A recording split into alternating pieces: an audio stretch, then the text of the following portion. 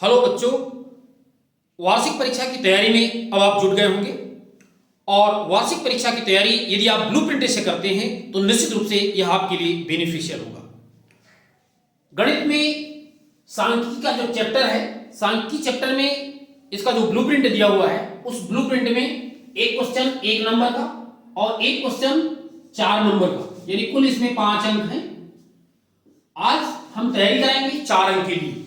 4 अंक का जो क्वेश्चन बनता है ये एक्सरसाइज 14.1 जैसा कि आप देख रहे हैं का तीसरा प्रश्न। आप ध्यान से देखें, निम्नलिखित बंटन बच्चों के दैनिक जेब खर्च दर्शाता है। माध्य जेब खर्च 18 रुपए है, लुप्त बारंबारता यह ज्ञात कीजिए। यानी इसमें आपको अज्ञात बारंबारता, जैसा कि आप ये क्वेश्चन देख पा रहे हैं, इस क्वेश्चन में दैनिक जेब भत्ता दिया हुआ है रुपए में 11 से 13, 13 से 15 वर्ग के रूप में ये दिया हुआ है। और बच्चों की संख्या यानी 11 से 13 के बीच में जिनका खर्च है, ऐसे बच्चों की संख्या कितनी है? 7। इसी प्रकार से 13 से 15 रुपए जो बच्चे खर्च करते हैं उनकी संख्या कितनी है? 6। और इस तरीके से ये क्वेश्चन आपके सामने दिख रहा है। ये तीसरा क्वेश्चन है एक्सरसाइज का, आप बुक में देख सकते हैं। यह परीक्षा के दृष्टिकोण से अति महत्वपूर्ण प्रश्न है, 4 नंबर के लिए होगी, इसलिए इसकी तैयारी आप ढंग से कर लें, देख लें कैसे इसको सॉल्व करना है। सबसे पहले इसको हल करने के लिए आप समझें, चूंकि सांख्यिकी में 3 पार्ट हैं, समांतर माध्य, माध्यिका और बहुलक। अब आपको समझना यह है कि ये प्रश्न हमारा कहां का है, क्योंकि जब तक आप अंतर नहीं समझेंगे तो दूसरे का दूसरे में फार्मूला लगा देंगे तो निश्चित रूप से आपका गलत हो जाएगा। यहां पर ये जो शब्द है माध्य जेब खर्च दिया हुआ है, ये शब्द जो दिया हुआ है माध्य जेब खर्च, ये बताता है कि हमारा जो प्रश्न है ये किसका है? समांतर माध्य, यानी समांतर माध्य से रिलेटेड क्वेश्चन है। अब समांतर माध्य से रिलेटेड क्वेश्चन लगाने के लिए हम क्या करेंगे, यानी हमें समांतर माध्य नहीं निकालना है, बल्कि समांतर माध्य यहां दिया हुआ है माध्य जेब खर्च 18 रुपए। ज्ञात क्या करना है? यहां पर जो बारंबारता अज्ञात है यानी f, इसको हमें ज्ञात करना है। तो इसको ज्ञात करने के लिए हमें क्या करना होगा, आप ध्यान से देखें। क्वेश्चन में आपको ये 2 लाइन दी गई जाती है और इस तरीके से हम इसका आउटलाइन बना लेते हैं। और आउटलाइन बनाने के बाद सबसे पहला काम होता है, जो ये वर्ग के रूप में दिया हुआ है दैनिक जेब भत्ता, इसका हम निकालते हैं क्या? मध्यमान। तो ये जो नया कॉलम हमने बनाया है इसमें हम लिखेंगे क्या? मध्यमान। ये मध्यमान का कॉलम होता है, मध्यमान। मध्यमान को दर्शाते हैं किससे? xi। मध्यमान xi से दर्शाएंगे। और बच्चों की संख्या जो है ये फ्रीक्वेंसी बारंबारता से संबंधित है, इसलिए इसे डिनोट करेंगे किससे? fi। ये fi कहलाएगा। अब मध्यमान xi में यहां पर क्या आएगा? ये जो वर्ग दिया हुआ है 11 से 13, इसका हमें निकालना होगा क्या? मध्यमान। तो मध्यमान निकालने का क्या फार्मूला है? 11 से 13 का मतलब है 11 इसकी निम्न सीमा है और 13 इसकी उच्च सीमा है। दोनों सीमाओं को जोड़ना होगा और जोड़ करके 2 का भाग देते हैं, यानी मध्यमान का जो फार्मूला है उसको आप देख लें। मध्यमान कैसे याद करते हैं? मध्यमान निम्न सीमा, निम्न सीमा धन उच्च सीमा।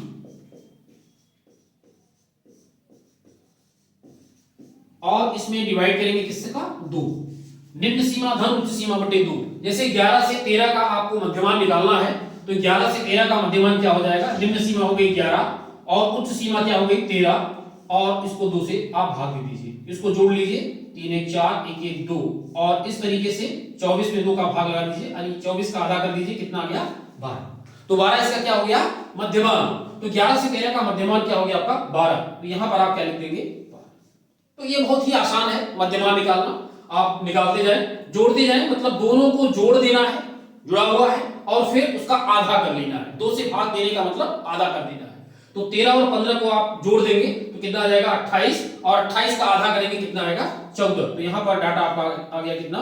14। इसी तरीके से 15 और 17 को जोड़ लीजिए, ये हो जाएगा कितना? 32। और 32 का आधा करेंगे तो कितना आएगा आपका? 16। 17 और 19 इसको जोड़िए तो ये आएगा कितना? 9 7 16 36 हो जाएगा। 36 का आधा कर दीजिए, कितना हो गया? 18। 19 और 21 को जोड़ दीजिए, 9 1 10, ये 40 हो गया। 40 का आधा कितना हो जाएगा? 20। फिर यहां जोड़िए, 3 1 4 2 2 44, 44 का आधा कितना हो गया? 22। बिल्कुल दोनों को जोड़ते जाएं और यहां पर देखिए 5 3 8 48 हो रहा है जोड़, 48 का आधा कर ले कितना 24।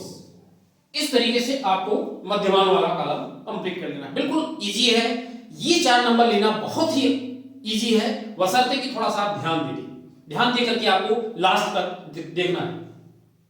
चलिए अब अगला जो कॉलम है इसमें क्या लिखा जाए, इसमें हम निकालते हैं क्या विचलन। क्या निकालते हैं विचलन। यहीं पर आपको इस कॉलम को समझ लेना है। और विचलन क्या चीज है, विचलन। विचलन को हम दर्शाते हैं किससे, ध्यान दें, विचलन को दर्शाते हैं डी से। और डी इसका फार्मूला क्या है, D equal to X I minus A. अब इसको अच्छे ढंग से समझ ले, ए क्या कहलाता है, कल्पित माध्य। ये कहां मिलता है, ये जो कल्पित माध्य ए है, ये जो आपका एक्स आई है, ये जो डाटा आपको दिख रहे हैं, इसी में से आपको ए का सिलेक्शन करना है। लेकिन ए किसको हम ए मान ले, बीच वाला जो डाटा है। जैसे यहां पर डाटा कितने हैं, 1 2 3 4 5 6 7, यानी 3 ऊपर और 3 नीचे हम कर दें तो बीच में कौन सा डाटा आ रहा है 18। इसी को हम कहेंगे क्या, कल्पित माध्य। तो बीच वाला जो डाटा होता है इसी को हम कल्पित माध्य मान लिया। ए बराबर 18, ए क्या है, कल्पित माध्य। तो ए का मान हमने क्या ले लिया 18। मतलब कल्पित माध्य बीच वाला डाटा लिया जाता है, कहां से, एक्स आई वाले में से, बीच वाला। तो इस तरीके से कल्पित माध्य आपका क्लियर हो गया। अब विचलन यानी डी आई को क्या बोलते हैं, विचलन। इसका फार्मूला क्या है, एक्स आई माइनस ए। इसका मतलब क्या हुआ, ये जो एक्स आई दिया हुआ है, जितना भी डाटा एक्स आई का है, इन सभी में से आपको क्या करना है, ए को घटाना है। ए यानी 18 को घटाना है। यानी जैसे 12 दिया हुआ है, 12 में से आपको 18 घटाना है, यहां लिखना है। यहां का डी आई कैसे मिलेगा आपको, 12 में से आपको क्या घटाना है 18।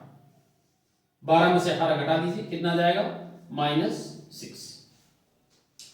इसी तरीके से यहां पर 14 में से ये भी एक्स आई का काम करेगा 14, और 14 में से क्या घटाना है 18 को घटाना है। 14 में 18 घटा दीजिए, 14 में 18 तो कितना जाएगा -4। इसी तरीके से 16 में 18 घटा दीजिए, 16 में 18 घटा दीजिए, ये कितना आ जाएगा देखिए -2। फिर इस वाले में 18 एक्स आई का भी काम करेगा और ए का भी काम करेगा, यानी 18 में 18 को ही घटाना है। यहां पर आपको लिखना है क्या, 18 माइनस 18, ये कितना आएगा आपका 0। 20 में फिर 18 घटाना है, 20 माइनस 18, ये कितना आएगा 2। 22 में 18 घटाना है, 22 माइनस 18, ये कितना आएगा देखिए 4। फिर 24 में 18 को घटाना है, 24 माइनस 18, और ये कितना हो जाएगा आपका 6। तो इस तरीके से ये विचलन ये काफी महत्वपूर्ण होता है। सबसे जरूरी चीज है इसमें कल्पित माध्य क्या होता है ये जानना, और इसके बाद इस कल्पित माध्य को प्रत्येक एक्स आई में से घटा करके लिखना। घटाते समय थोड़ा सा ध्यान दें, प्लस माइनस का, उसमें गलती ना हो। और इस तरीके से हम विचलन निकाल लेते हैं। फिर अंतिम कॉलम जो तैयार करते हैं, अंतिम कॉलम में एफ आई को डी आई से मल्टीप्लाई करते हैं। यानी यहां पर आपका एफ आई डी आई, यानी एफ आई को डी आई से गुणा करना है।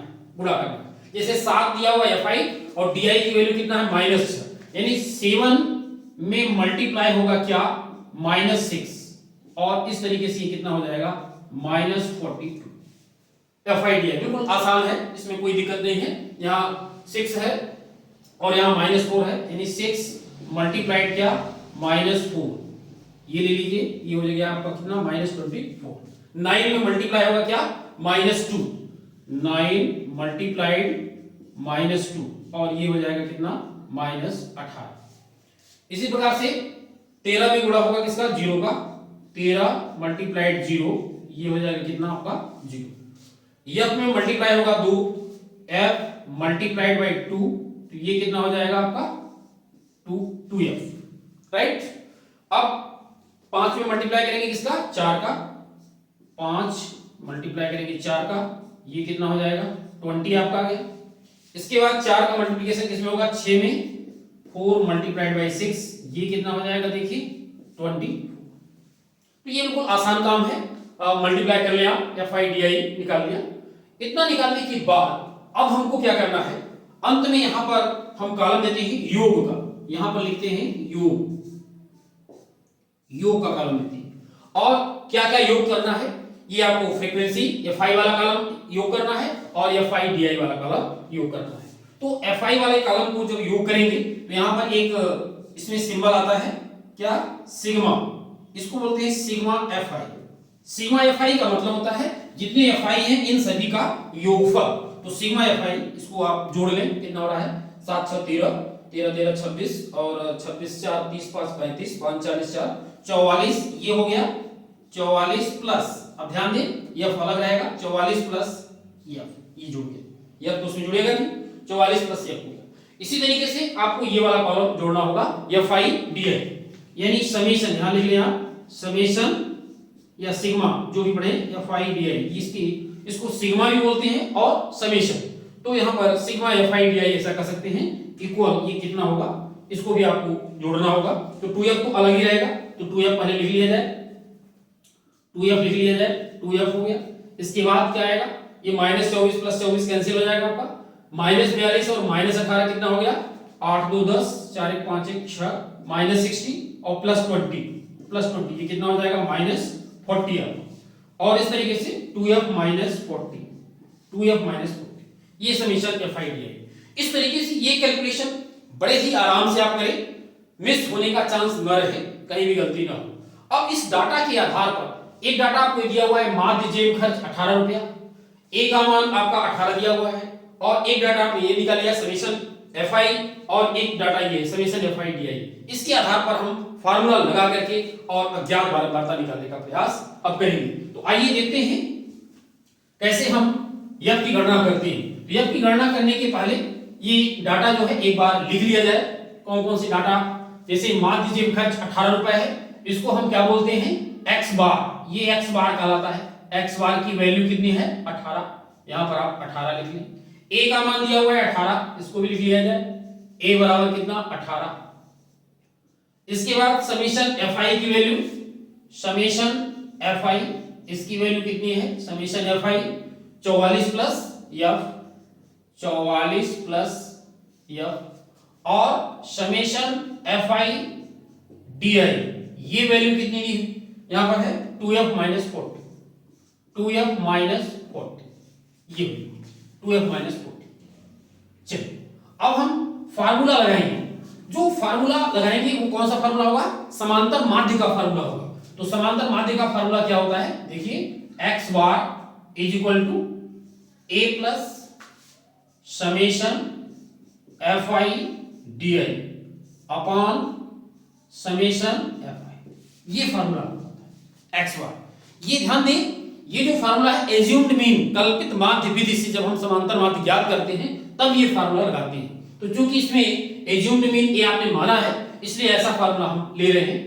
और इस फार्मूले में आप ध्यान दें x बार की वैल्यू यहां पर 18 दिया है, a का मान यहां पर दिया है 18, समेशन Fi Di भी क्लियर है आपका 2f - 40, और समेशन Fi की वैल्यू भी है 44 प्लस F, सभी डाटा ज्ञात है। तो चलिए मान रखें x बार के स्थान पर क्या रखें, यहां पर 18 रख दें, यहां पर आपका 18 हो गया, ये 18 हो गया, a की वैल्यू भी 18 दिया है, यहां 18 लिख दें, प्लस समेशन Fi Di की वैल्यू ध्यान दें, समेशन Fi Di यहां दिया है कितना 2f - 40, 2f - 40, 2f - 40 divided by summation Fi की वैल्यू कितना है 44 प्लस, ये आपने सारा डाटा रख दिया।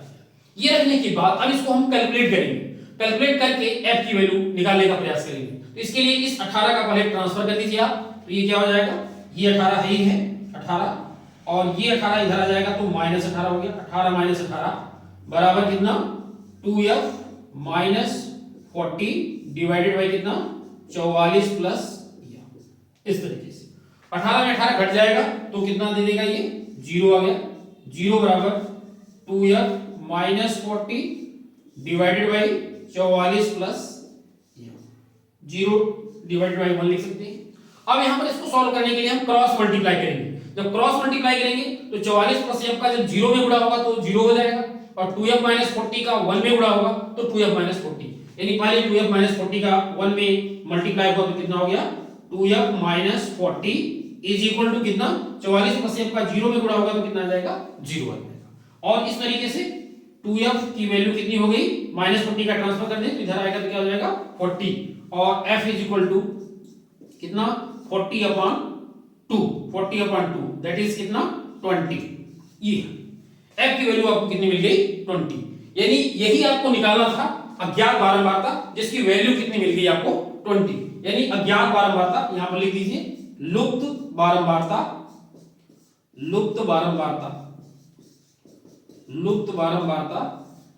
f इज इक्वल टू कितना 20, यही आपका आंसर, ये है। तो इस तरीके से आप क्वेश्चन को सॉल्व करें, बड़े ही सावधानी से करें, और 4 नंबर के लिए बहुत ही बेहतरीन क्वेश्चन है, और इसकी तैयारी यदि आप करते हैं तो आपको 4 नंबर मिल जाएगा। इसी तरीके से आप बोर्ड परीक्षा की तैयारी करते रहें और इस चैनल से जुड़े रहें। आपको दिन प्रतिदिन अच्छे क्वेश्चन 4 नंबर वाले, 3 नंबर वाले, ऑब्जेक्टिव, हर प्रकार के प्रश्नों की तैयारी के लिए हम प्रश्न दे रहे हैं। आप जरूरत इस बात की है कि आप बैठ करके तैयारी करें और इसको शुरू से लास्ट तक देखते जाएं। निश्चित रूप से आप गणित में बहुत अच्छा अंक अर्जित करेंगे। यदि ये वीडियो अच्छा लगा हो तो वीडियो को लाइक करें, चैनल को सब्सक्राइब करें। बहुत बहुत धन्यवाद।